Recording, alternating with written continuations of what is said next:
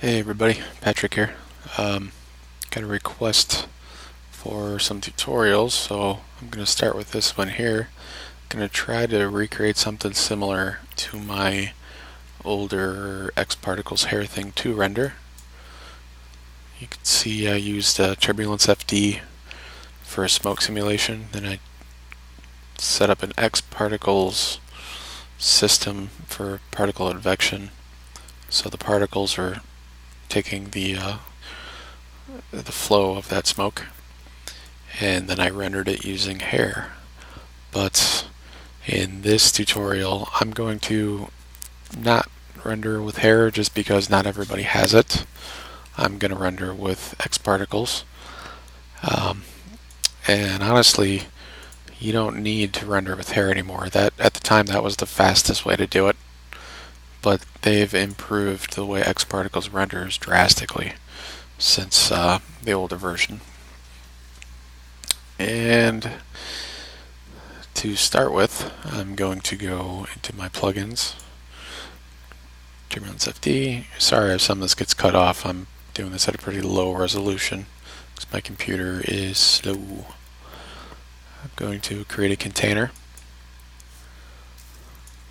And as you can see, it's a cube.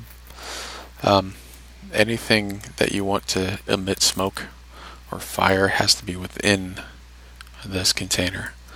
So I'm going to make some adjustments here. We're going to set the size to 200 by 400 by 200. And then I'm going to change our voxel size to something larger because I don't want it to be super detailed. I'm going to go to 5. Basically all that's doing is changing the size of each little voxel cube within this container. So if I go to viewport, go to show grid, you can see it changes those cubes. So if I go back to container and set it to 3, it makes them smaller. So we'll go back to 5 for now. Then we'll turn this off. Next, an important step, make sure you check cache velocity. That's going to allow X particles and TurbulenceFD to play nicely together. Alrighty, next I'm going to create our object to emit the smoke. So a cylinder, just adjust the size so it's small, and then we'll move it up, rotate it, and not like that. Rotate it 90 degrees and we'll get it ready to animate. What I'm going to do is just a basic espresso. So once again, I apologize for things being cut off. If you right click on cylinder and go to Cinema 4D tags at the top of the list, go to espresso. And what that is doing is allowing us to drag this cylinder in here, create a new rotation preset. So if you go to Xpool, System Presets, Rotate, drag this over to the blue, go down to Coordinates, Global Rotation for H. Now if I hit play, it rotates. But I want it to be a little faster than that. So I'm going to click on the Rotate node, go over here, and set this to 9.9, sorry. Now you can see it's faster.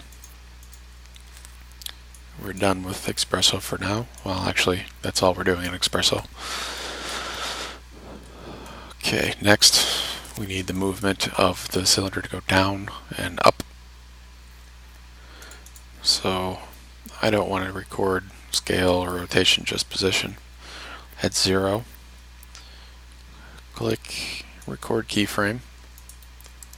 We're going to move it down and go to frame 50, then move it down. Record, go to 60, record again because I want it to stay there for a moment, and then zoom back up. So we're going to go to about 75, go back up, And we'll preview that. It slowly goes down, it stops, and it goes up. Perfect. Okay. Last step for the cylinder is to right click, go to TurbulenceFD, and let's see if I can get this. Yeah, you can kind of see it. TurbulenceFD emitter under TurbulenceFD tags. With that highlighted, we want to set our temperature value to, I'm going to go with 2 for now. You're going to have to play around with that setting to get different results. And next, I'm going to create another tag, another emitter tag, and just check that as collision object. So that way when it emits the smoke, it pulls it down with it and gives us more of a swirly motion. And you don't have to mess with anything else. Once you check that, that's it. Next, we're going to go change our smoke settings. So we'll go to Container, Simulation, and first thing we're going to do, we're going to leave the cooling alone. Cooling is how quickly the smoke dissipates. Buoyancy is how quickly it rises, and that's what I'm going to change to 5. I want it to slowly rise. Next, I'm going to just add a little turbulence for no particular reason. You're going to have to really play around with these settings to see what they're actually doing. There's some decent tutorials out there for TurbulenceFD, either on YouTube or I'll post some links of some good ones. Vorticity is the swirling motion of the simulation. I'm just going to pick a random number, 5. And velocity is an important one. What that is going to do is, again, allow the two plugins to work together. So I'm going to drop this down to about 10, and this I'm going to set to 100. Setting this is what is going to allow the velocity to really direct the particle's motion. Okay, that is pretty much it for our setup for the simulation. I'm going to go ahead and run it. So if I go to Plugins, TurbulenceFD, Simulation Window, and I'll click Start. You can see that smoke's being pulled down, and it's got a nice look to it. Slowly starting to fade away, and now it zooms back up. That's what I want. Okay, we're done with that. Now you can scrub through and see simulation. Next, we'll move on to the X particles. So create a new system.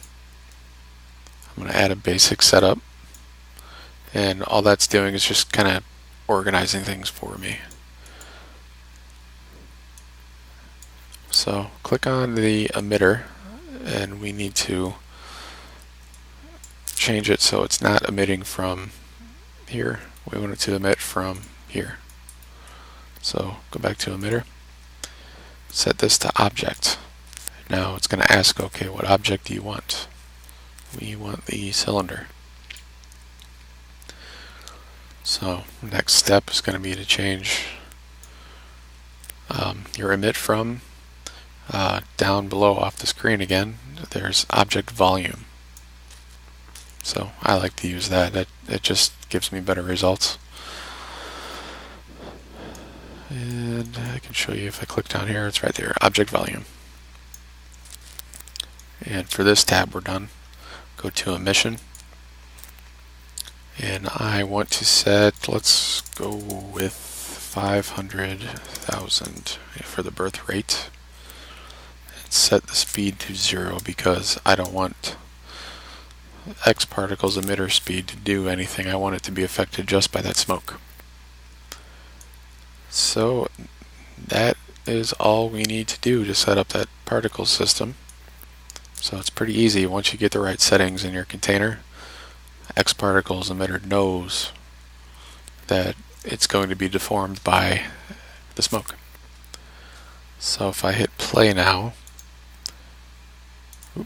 first I need to hide our fire. We don't want to see that anymore.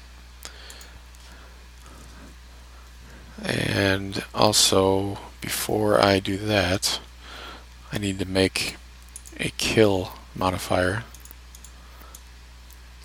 And what that does is anything outside of these yellow bounds will be killed, or it'll just disappear.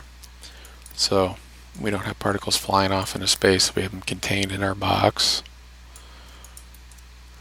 to give us the effect we are after. Okay, now if I hit play, you're going to see, after I hide this, you're going to see the particles take the shape of the smoke.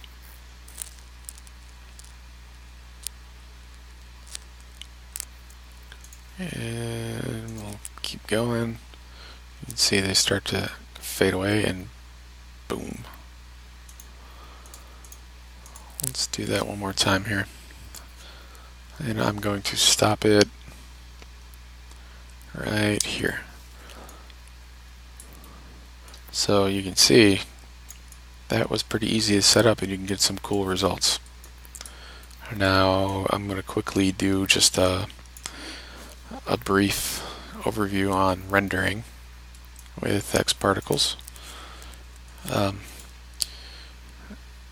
If you go to their website or their Vimeo channel, there's tons of great tutorials that they've done to explain things a little better than I'm going to. So to start, I'm going to create, let's see if I can get it on screen for you. Create shader X-Particles material. And we can drag that on our emitter. Let's also create a couple lights. Shadows to soft. Duplicate that. Drop it down a little. Move it back. Okay. I don't want TurbulenceFD in the render, and if I go ahead and render it now, I've got some blobby looking particles. And what we have to do is adjust the particle size to really get what we're after. So if you open up the material, go to size, I like to drop this down to 1% to start. So if we render again, that looks nicer. Zoom out. Go ahead and hide that cylinder as well. That's given us more of the look we're after. And I could even stand to add a lot more particles here. So let's double this and run our simulation again.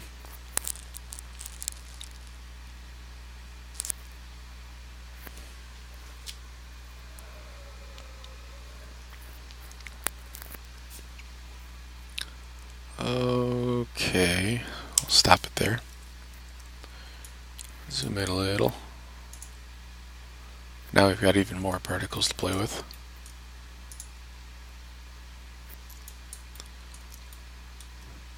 Now, typically the way I work is the more particles I add, the smaller I want the actual render to be. So I added more. I'm going to drop this down to about 0.5.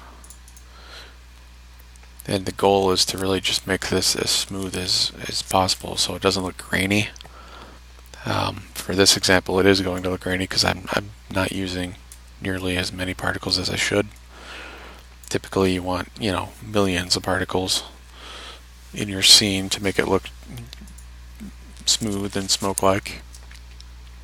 Or if you're doing something else and you want that grainy look, you can increase the size and get some cool results playing with shadows. So that's basically how you set up the size. Next, I'm going to go over color. Particle color right now is taking your scene particle, that green, from the emitter, but you can tell it single color if you want it to be red, or random. Obviously it's going to be random colors. Random from gradient, it'll pick random colors but only from blue to white or whatever you pick. But personally, I don't typically use this to color them if I'm using X particles. What I do is use the emitter and either set it to white and color it with my lights, which I'll do first. Emission, let's go to display, white. And another quick tip is level of detail.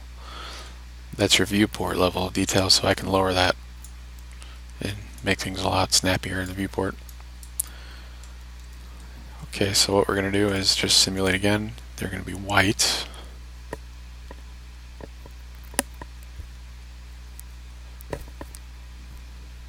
And I'll stop it there. And these lights, I'm going to set one to a blue.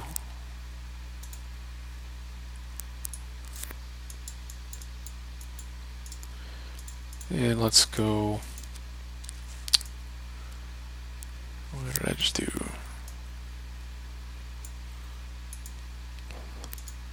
This one more of a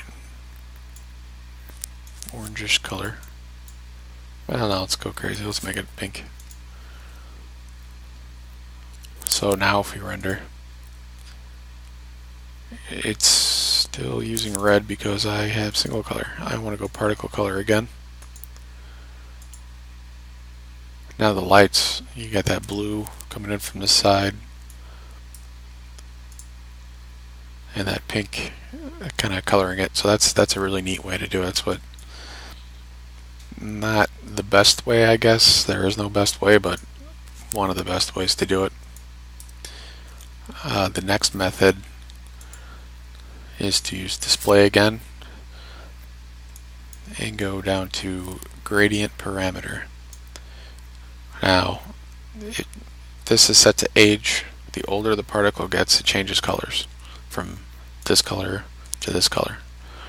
So let's go with blue again to pink again, and we'll set our lights back to white. And we have to run our simulation one more time. That's one of the benefits of using lights, is if you cache your particles, you're kind of stuck with doing like a plain color. I may be wrong, but that's what I would imagine. So using lights would benefit you for that. But if you're doing it real time like this, you can see now the particles started blue and they're just fading to white. So there's multiple ways to render using X particles.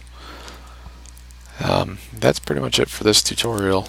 That's how I created that type of animation with X particles in TurbulenceFD. Hopefully you guys enjoyed this and learned something. So have a good one.